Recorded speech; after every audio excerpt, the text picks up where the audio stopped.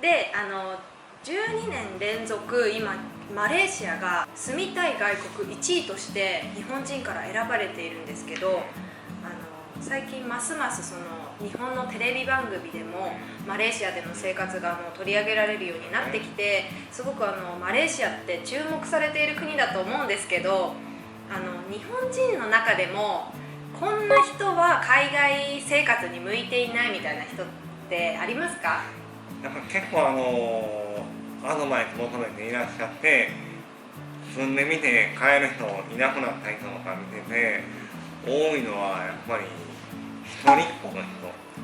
あと長男と長女の人は帰れる人多かったですね。っていうのは最初はやっぱり勢いでバーッと出てくるんやけども、やっぱりある程度住んでると結局家の問題でこの家あんたがいなくなったらどうなんのとか、一人っ子の人はお父さんお母さんが海外いなくなって寂しくなったわみたいなんで、結局呼び戻す力の方が強くなって帰っちゃったっていうことを何度かありましたね。なんかやっぱりマレーシアってメジャーじゃないですよね。僕も今どこに住んでるんですかって言って聞かれてマレーシアですって言ったら例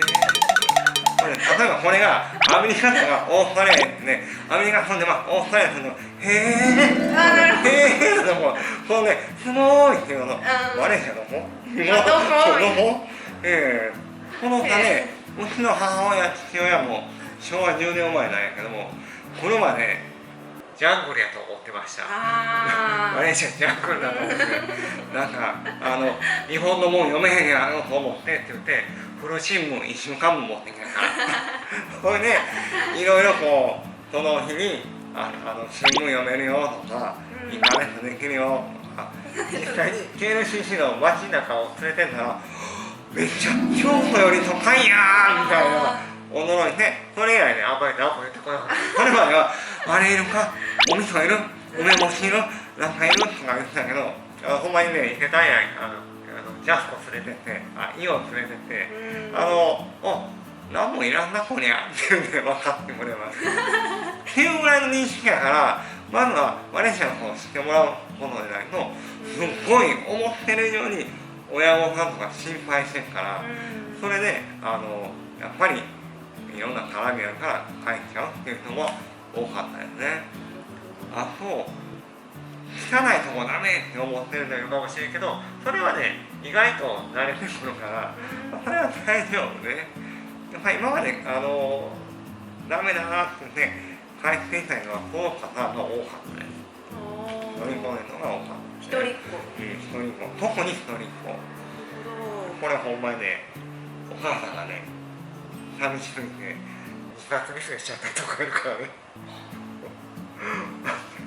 だからもともとお父さんお母さんが体弱ねかなとね、一人っ子の一人息子が海外行っちゃってそういうことありました。あとやっぱりね、僕も嫁も子供も、3人兄弟の末っ子で、両親がね元気やったっていうのはねやっぱり一番大きかったと思う。面倒見なくて元気やから当然心配しなくていいけど、でなんか元気じゃなかったり寝たきりとか仕事がねいろんなあったりすると、やっぱり周りの目がね置いてくの、あなた2本していくの、この人たちどうすんのっていうのを親の兄弟の奥さんとか兄弟の旦那さんとかがいろいろしてくるわけですね。なるほど、いろいろとやっぱり移住する前の日本での周りの環境っていうのをちょっとかなり大変です。本人っていうよりも周りの環境ね。それうまいね。それうまいね。メラメラしゃべるからでですね、日本のテレビで最近そのマレーシアが取り上げられるようになって、その中でよく言われているのがマレーシアの物価って安いっていうことだと思うんですけど、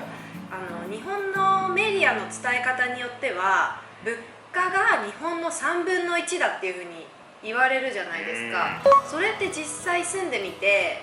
どうですかね？違います。違います。全く違います。っていうのは、ほんまに地元の人と同じ生活、例えば住むところも同じようなエリアに住んで外食もせずにむっちゃ聞きますけど、マレーシアにと外食好きとか外食ばっかりしてるけど嘘です、してません。家で作ってますみんな、ほんで調味料とかもローカルの地元のものを買っていろんなスーパーマーケットで生活するんやったら問題ないと、その安い値段で住むことはできますけど、やっぱり僕がさっき言ったように醤油買ったりとか、日本の醤油とか日本の調味料、お味噌とかみりん、酒、基本ですよね。そういうのを買い出すとやっぱり食料品だけでもぐんと上がるし、まずはやっぱり住むところがね、やっぱり治安がいいところでいろんな便利なところでって考えるとお値段もポン倍3倍ぐらいにはなっちゃうんで、やっぱりそういう意味では日本よりかは安いけど日本の3分の1っていうのはないね。こっちに来てどういう生活スタイルを送るかっていうのでかなり変わってきますよね。やっぱ日本の輸入食品なんかは日本で売られているものの3倍近かったりとか、納豆も高いですよね。高いもんね。もう手が出ないっていうぐらいそういう感じやからね。だからやっぱりマレーシアに来て日本と同じ生活をしようとしたら逆に高くつくっていうこともありますよね。だから日本食レストランとかね、日本の居酒屋とかね行かなくなったもんね。それやったらローカルの中華料理屋に行くとかね、そういうみんなと集めるようなところにしか行かなくなったよね。腹立ってくるね。なんで腹くれへんのにこんな値段払うとんでもいいみたいな。でですね、次なんですけど、大西さんのお子さんについてちょっとお聞きしたいんですけど、お子さん2人いらっしゃるというふうにお伺いしたんですが、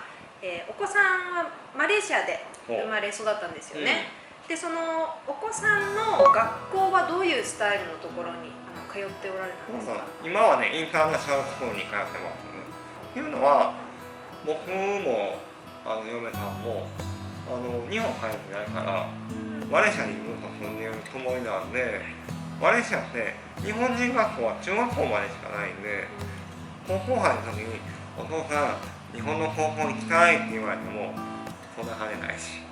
マジで。っていうか日本に帰る気ないし、でもお父さんこっちで仕事してるしみたいなんで、自営業だったんで、今も現地採用なんやけども日本帰れないから職ないから日本に帰るという選択肢がないから、自然とインターナショナルスクールという形になりますよね。短期間で来てる人とかやったらね、日本人学校でもいいと思いますよ。値段全然違うし。幼稚園は、いわゆるナーサリーとナーサリーっていうのは3歳ぐらいまであって、次にキンダーガーデンっていう保育園幼稚園みたいなのがあるんだけど、そこはいわゆる地元の家の近所でやってる英語教育の保育園に入れました。英語教育。英語教育の。だからなんか保育園でも中国語がベース、英語がベースっていうのがあって、今は日本語ベースのところもね、そういうエリアに行けばありますよね。じゃあお子さんが今話すことのできる言語っていうのは何ですか？今は日本語と英語。それで家では日本語のみ。英語も単語すら禁止。英語は単語使ったら、だから言い換えた。なんていうの？もう徹底してるわけですね。それでもね、やっぱり英語版にルーの大島みたいになっちゃうんですね。でもマレー語喋れへんのね。マレー語はね、授業ないのよ。僕も2人とも外国人やから。お子さん、ローカルの人が結婚してる人は、ローカルの学校行くと、ローカルのインターとか行くと、マレー語人を必修でやらなかったからね。なるほど。中国語はどうですか？中国語はね、お父さんはいい点で。これで子供たちは全く喋れない。友達とかは中国語多いねんけども、なんか毎日一緒にいてるから、なんとなく聞き取れることは聞き取れるけども、別に会話っていうことは全くできないみたいね。じゃあちなみにマレー語も喋りますね。じゃあ日本語と英語英語ね。ですね。そのじゃあマレーシアに住んでいながらの日本語教育っていうのは、先ほども、まあ、家族の家庭の中では日本語オンリーっていうふうに言ってたんですけど、その日本語の教育っていうのはどういうふうに行ったんですか？そうですね、ほんまに日本語は家では日本語のみっていうのと、あとなんていうの、赤ペン先生みたいな通信教育で毎月送られてきて、日本のチャレンジとか、まあ、もっと下の方しまじろうとか出てる小学校1年生からチャレンジの通信教育を日本から取り寄せて、その上の方も下の方もやってるんですね。漢字読み書きできるし、難しくなければ文章もしっかり読めますね。ただね、ちょっともう難しい漢字とか出てくるのはダメですよね、苦手ですからね。だから今はもう毎朝それやってから学校に行くっていうのをやってます。ありがとうございます。そうだよ。でですね、その大西さん、マレーシアに21年間住んでいらっしゃって、まあぶっちゃけマレーシアのここが好きじゃない、受け入れられないっていうところがね、どうしてもあるんじゃないかなと思うんですが、もうね、どうでしょうか？基本的にはマレーシアが好きだしないんやけど、唯一と言ってぐらい許せないのがクチャラーが多い。クチャラ飯持ってた時は口塞いで音を立てないでくれ。もう毎朝ね、はい、こっちに立ってオフィスでご飯食べるのよ。僕も食べてから行って仕事してるんじゃん、3人いんねんけど、みんなクチャラー。もうね、もうこれだけなんとかして別にこれは多いね、めちゃめちゃ。これだから今ちょっと悩みは思わへん。思いますね。私もすごく共感。これね、文化の違いでも許せんもん、許せんねん。やっぱり気になりますよね。わかりました。じゃああとはないっていうことですね。ないね。これね、慣れてしまうのもあるんだけど、やっぱり好き。それも含めたのがマレーシアやから、別にいいんや。時間にルールって言っても、向こうもこっちはこれでも寝ままに寝ままにからね、お互い様々やとかね。確かに。でもそうですよね。時間にルーズだとか言って、そこがこうマレーシアの悪いところみたいにこう言う人いますよね、結構。なんねんって。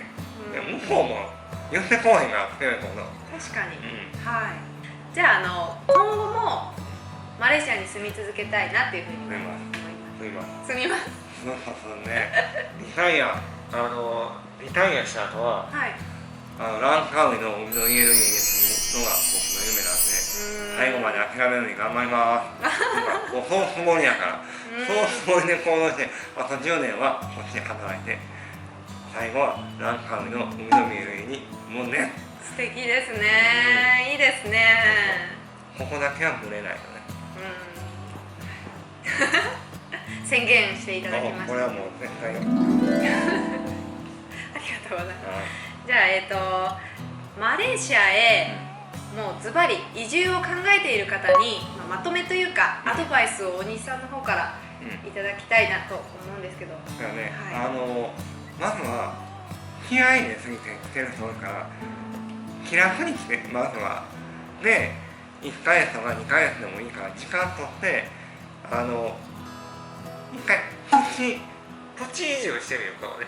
これ住んでみて、例えば羽がさんみたいに20代とかの人がこっち側に人材登録の会社とかいっぱいあるから、日本人で人材登録して働ける環境をまずは探してみて、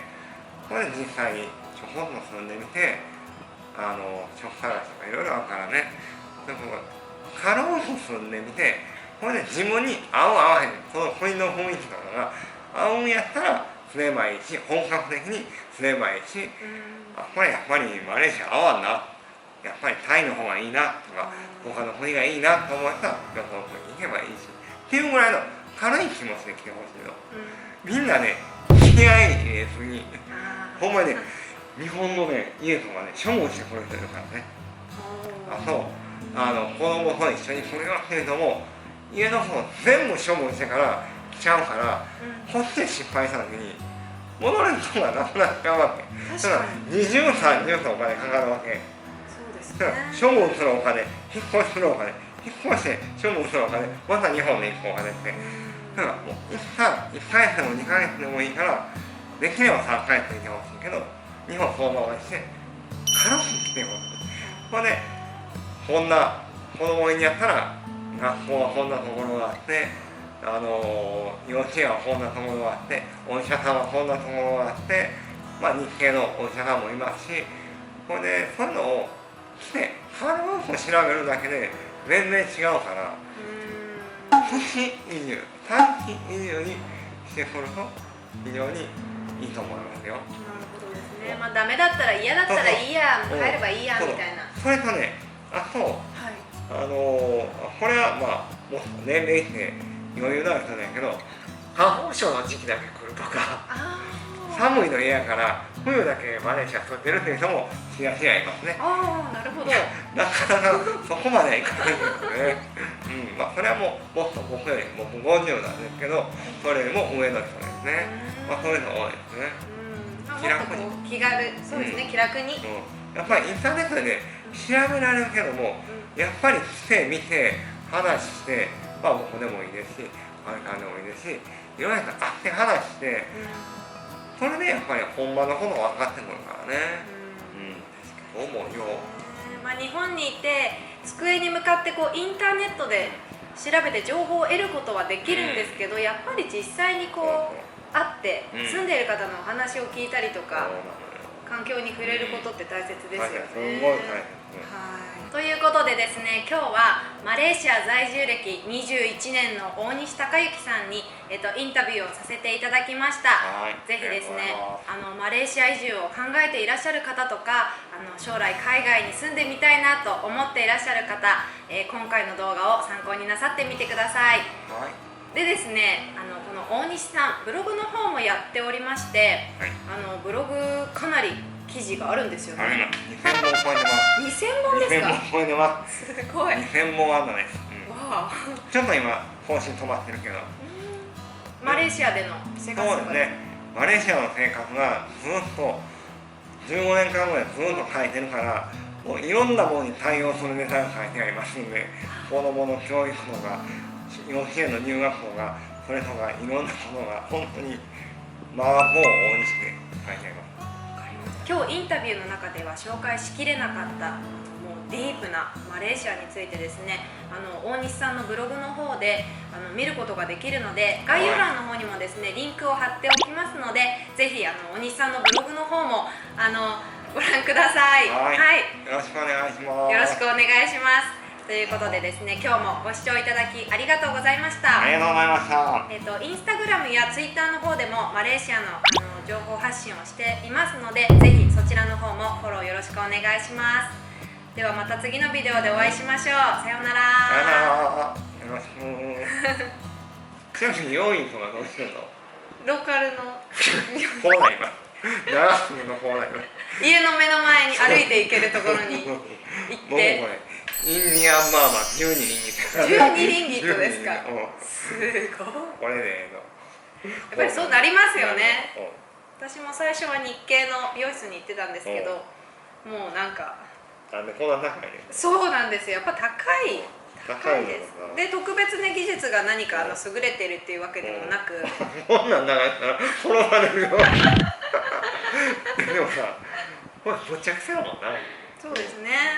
やってることも変わらないし、だったらっていうことで、はい。確かにこっちの子も技術が上がってきたもんね、昔に比べたら。そうですね。本当、はい。やっぱあるし。